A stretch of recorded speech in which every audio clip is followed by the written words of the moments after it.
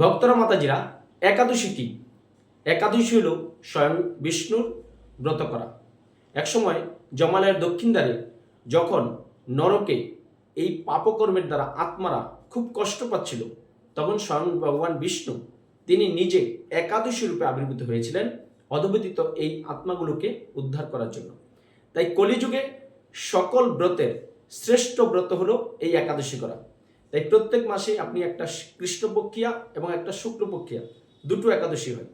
আর 32 মাস পর পর যে পুরুষোত্তম ভগবান শ্রীকৃষ্ণের মাস আসে, তখন আরও দুটো অধিক একাদশী হয়। তাই এই সমস্ত একাদশী ব্রত আপনি যদি নিয়ম নিষ্ঠা সহকারে করেন, তাহলে কি হবে? আপনার সর্ব পাপ ক্ষয় হয়ে, যদি জন্ম জন্মান্তরে মানে এই মানব জীবন পাওয়ার আগে যদি অন্য কোনো জীবনে আপনি পাপ করে থাকেন, সেই সমস্ত পাপ ক্ষয় হয়ে আপনার পিতৃপুরুষ পূর্বপুরুষের সবাইকে সদ্গতির মাধ্যমে সরাসরি মৃত্যুর পর আপনিও বিষ্ণুলোকে যেতে পারবেন।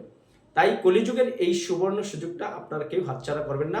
আপনারা প্রত্যেক মাসের দুটো একাদশী ব্রত পালন করুন, ভগবান শ্রীকৃষ্ণের কৃপা সংগ্রহ করুন এবং সংসার জীবনে সবাই ভালো থাকুন, সুস্থ থাকুন। হরে কৃষ্ণ।